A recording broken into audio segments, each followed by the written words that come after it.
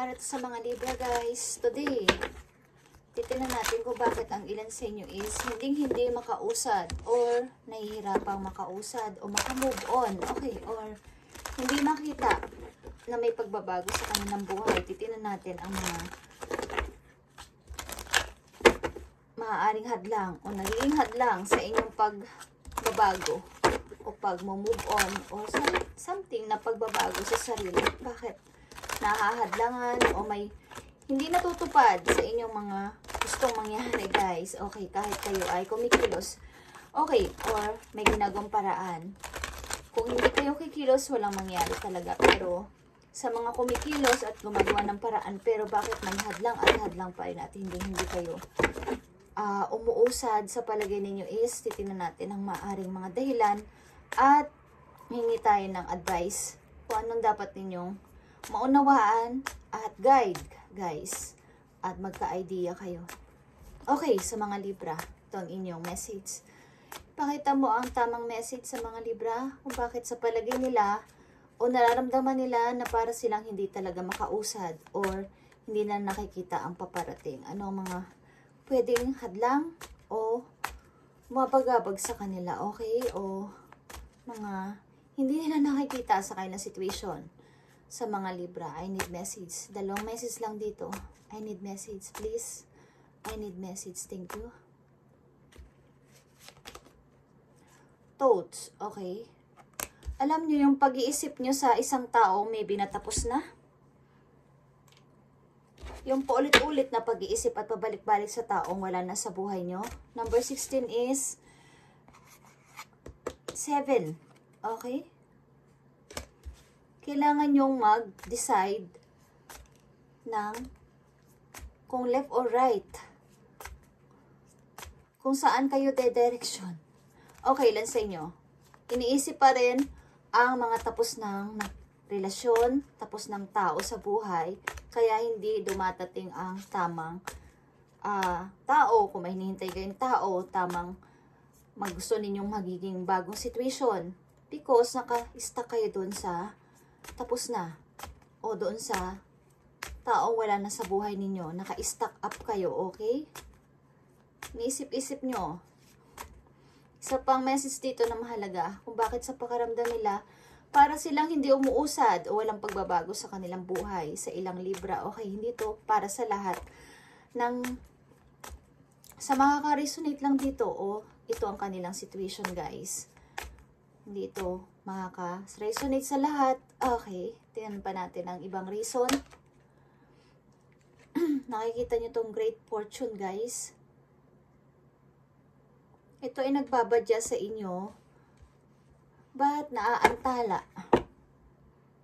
Pathway. Nakita nyo ang pathway? Nagbubukas o bukas na yung pintuan. Something na may mga opportunity na pwede sa inyong nandyan na pero andito kayo. Okay? Andito pa kayo. Hindi kayo makapunta doon. Hindi kayo makapagpatuloy. Titignan natin kung bakit.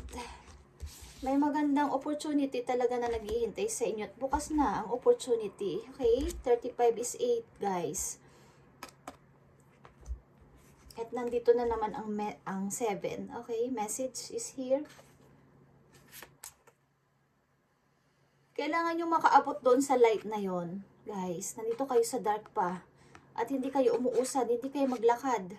Hindi kayo mag-step kasi. Ilan sa inyo. Nakita nyo ang butterfly doon? Sundan nyo lang kung ano yung guide at kung ano yung dapat ninyong gawin, guys. Sa inyong isip. Kung anong gusto nyo mangyari. Hindi yung mag-i-stop kayo. Great opportunity is nandito. Ano ba ang nagpapahirap sa inyo? Sa mga Libra na nandito sa reading, Spirit Angels. Kung bakit hirap na hirap sila makamove on. Hirap na hirap sila makausad. Nagmo-move on. But pahinto-hinto. At hindi nila makita ang kanilang pag-asa. Ano ba ang pumipigil sa kanila? Sa ilang Libra. May hinihintay ang ilan sa inyong wish. Hinihintay ng prayer. Sagot sa inyong prayer. But parang ang hirap o bagal dumating. Because Sinasabi ko noon pa sa inyo, okay, may nagtapos, pwedeng may mag-start ng bago sa inyong situation, tao man yun o situation. Tumanggap kayo, humingi kayo ng kaukulang message doon sa langit, guys. At kung yan ay hindi pa dumarating, hindi pa yan nakatakda para sa inyo. Okay? Kailangan nyo pa ng binibigyan pa kayo ng test ng heaven. Okay, kung hanggang saan at hanggang kailan ang faith nyo. But darating at darating yan, guys. At nakikita yan sa inyong pananalig, sa inyong ginagawa. Everyday routine ninyo. Okay. Tingnan natin, guys.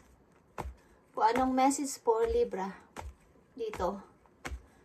Bakit ba ang ilan sa kanila is hirap na hirap makausad at ang hirap marinig ng kailang mga wish o ng kailang mga hinihiling doon sa langit? Ano ang nakakaantala sa kanilang mga pangarap? Bigay mo ang tamang message. Minsan kasi, guys, may mga reason lahat ng mga nangyayari. Okay? Paparating na naaantala because something reason. Pwedeng hindi pa yon. Pwedeng tinetest pa kayo. O pwedeng mas may maganda pang paparating. Okay? Ibigay mo ang tamang message para sa Libra kung bakit ganito ang kanilang nararamdaman. Message for Libra. Nakikita nyo to, guys. Ace of Pentacles. Ito ay paparating sa inyo, guys. Prosperity ito. Okay? Maaring paparating sa mga Libra. Hindi mo to inaasahan. Okay? Hindi mo to aasahan. Biglaan ito. Okay?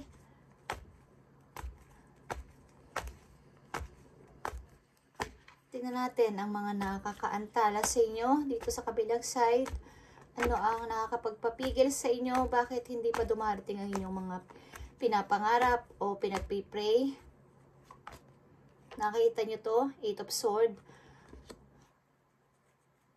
Kasi ginugulantang kayo ng nakaraan. Okay? Maraming magulo din tao sa buhay ninyo na ayaw nyong itapon, ayaw nyong ikik. Okay? Nakapiring kayo, nakikita nyo to, Libra? Kung may mga taong istorbo sa inyo, kahit relatives yan, kaibigan or what, na toxic sa inyong buhay, tanggalin nyo sa inyong buhay para pumasok ang good energy. Okay? Sa ilang Libra, na nahihirapan sa kailang situation. Kasi pag hindi nyo sila tinanggal sa buhay ninyo, patuloy nila kayong guguluhin, and hindi kayo makakaalis dyan para kayong nakatali at nakabilanggo. At patuloy nila kayong iistorbohin hanggang hindi na kayo makamove. 8 of Swords ito, papuntang 9 o 10, hindi na kayo makakamove. Hindi na kayo makakabangon sa inyong situation. Tanggalin nyo, itry nyo tanggalin pa konti-konti ang mga taong hindi pwede sa inyo. Okay. Yun lang yun, guys. Ikik ang mga taong negative. Tanggalin ang mga taong tapos na sa buhay. Huwag nang isip-isipin pat balik-balikan. Okay? Dahil may great fortune na naghihintay dito sa inyo. Okay? Kung kayo gumagawa ng paraan pero hindi pa rin umuusad-usad, dahil nga may mga istorbo sa buhay ninyo, galing sa alaala, galing sa nakaraang mga taong iniistorbo kayo, mga taong ginugulo kayo, hindi nyo tanggalin. Okay?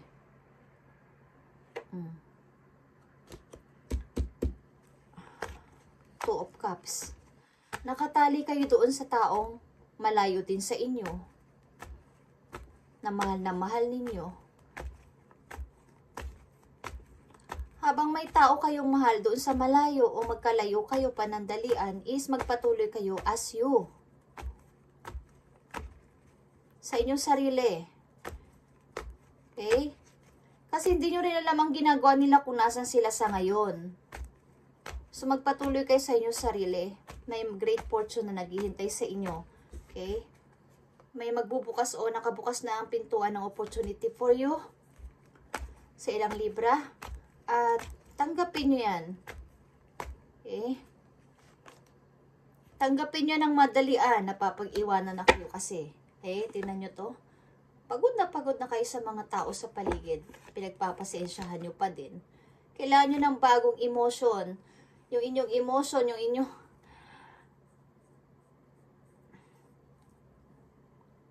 Yung inyong mental, pagod na dito. Alam nyo, ang daming istorbo sa paligid ninyo talaga.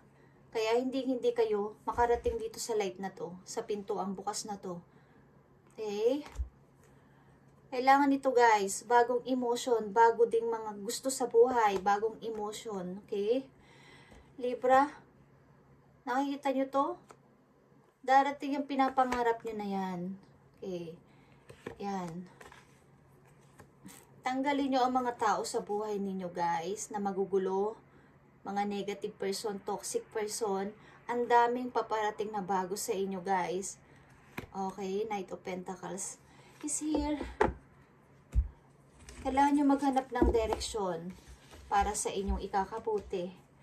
At yan, magmadali kayo kasi baka mapag-iwanan kayo guys. Okay. Tingnan natin ang payo sa inyong advice dito sa inyong situation.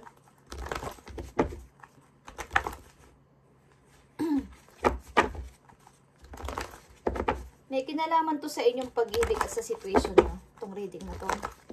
Okay, para to sa lahat ng Libra guys. At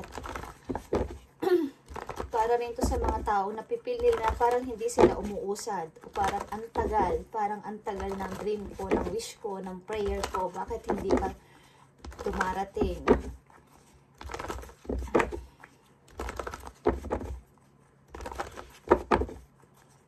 Sabi ko sa inyo, mag-direct kayong tawag sa inyong guidance kung kayo nananalangin guys. Basta nasa tama kayong side. Direct. Okay? Kausapin nyo si Lord nang galing sa puso ninyo. Yung parang niyang kikipag-usap kayo sa inyong tatay, sa inyong nanay. Okay? Na parang sinasabi nyo lahat ng everyday routine nyo. Okay? Pagising sa umaga. Maya't maya. Kung mayroon kayong vacant time, basta bukang bibig nyo si Lord. Huwag nyo siyang kakalimutan. First siya, una siya sa lahat. Kahit anong mangyari. At uunahin din niya kayo kahit anong mangyari guys. Kahit gaano pa siya ka-busy. Because lagi nyo siya binabanggit. So kahit saan, kapag ang isang tao lagi mong binabanggit, diba? Priority ka. Okay? Lahat ng nangyayari sa buhay ninyo, bigyan ninyo ng kahulugan. Yun ang papayo ko sa inyo. Okay? Libra, message sa'yo dito.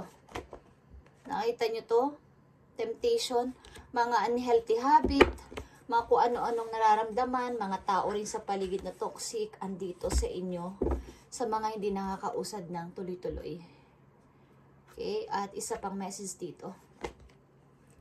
Nakita nyo tong stand your ground, lumayo kayo sa lahat. Patunayan nyo na kaya ninyo kahit kayo ay mag-isa lang. Number 7 is, ito ay pag susurvive mo, kahit mag-isa ka, patunayan mo kaya mo. Kahit ayan pa ang darating sa'yo, pakita mo na kaya ko mag-isa kahit wala kayo. Okay? Stand your ground. Libra. Okay. Ito ay napakahalagang message. Ito nandito guys. Final message for you. Para maunawaan mo ang nandito sa reading na para sa'yo. Sino man kayo. Okay. Hindi ko kayo kilala pero napipil ko ang energy nyo guys.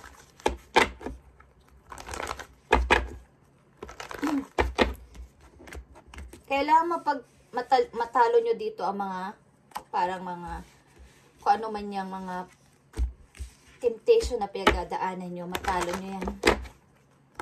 Kailangan mag-victory kayo dyan. Unhealthy habit man yan. Pag-aaway man yan sa paligid. Relasyong masama man yan. O kung ano na nakakapag pigil sa inyong pag-usad. Tanggalin nyo. Okay? Kahit na may magalit pa sa inyo. Guys, kaya nyo mag-isa. Okay? Message mo sa mga Libra. Okay. Bagong pag-iisip, bagong pananaw, bagong perspective is here. Ace of Thoughts. Okay? Kung gusto nyo makausap ng tuloy-tuloy, bagong pananaw. These are merely course correction to perfect your plan. Okay? This cherub has arrived to congratulate you for your brilliant new idea. Kailangan bagong idea, bagong mga kaisipan. Magkaroon kayo. Okay. Message mo sa mga Libra na gusto mong sabihin para magkaroon sila ng idea o kaalaman o payo dito sa kanilang reading today. Tingnan natin. Message mo sa mga Libra. I need message. Thank you, Spirit. Healer of action, guys. Healer of action. Nakita niyo yan? Kung kayo, lalo na kung may mga anak kayo, isipin nyo ang anak ninyo at gawin yung inspiration para kayo ay magtuloy-tuloy sa pag-step. Huwag kayong titigil. Kahit na ano pang mangyari, kahit nawawala na kayo ng pag-asa, tuloy-tuloy lang. Maaring sa yakap lang ng inyong anak ay natatapos na una, nawawala yung pagod ninyo, okay? This is a time, okay, when you can do whatever you set your mind to if your heart is open. You're being asked to many things at once. You won't mind as long as you know you're making a difference. Okay. This card is indicate someone who's loving, intelligent, passionate, and fun, which is good. Definitely describe you. Okay? Maaring ikaw ito. This could be you. Ikaw ay loving person, intelligent and passionate. Okay? And fun. Okay? Game sa lahat ng bagay. This person can handle difficult situation with grace. Okay. Kaya mong i-handle lahat ng situation, Libra, kahit na ano pang mangyari. Lalo na kapag niyayakap ka ng anak mo, kung may anak kayo na nandito sa reading, is tuloy-tuloy lang. Kung anong plano mo, kung saan mo gusto pumunta para dito sa paglago ng yung money, Knight of Pentacles is mangyayari. Alam mo to, sinusundan ka ng swerte. At kung saan ka pumuntang lugar, may naiiwan kang swerte o may naiiwan kang alaala sa iba. Okay, nakita mo to. Sinusundan ka ng money, Knight of Pentacles. Kung may plano ka, ituloy-tuloy mo yan ngayong March. Okay, simulan mo ngayong March. At huwag ka magpapigil, stand your ground. Lalo na kung may anak kayo, gawin yung inspiration ng anak nyo para sa pagpapatuloy. Paglaban nyo o proteksyonan nyo ang sarili nyo, Libra. Okay. Thank you and God bless, Libra. Bagong idea, bagong pag-iisip, bagong pananaw is kailangan dito. At tuloy-tuloy. Huwag nang isip-isipin ang mga taong tapos na sa buhay ninyo, okay? Sapagkat great fortune is paparating. Keep moving forward. This is your happiness and abundance. Number 8. Okay. Thank you and God bless, Libra.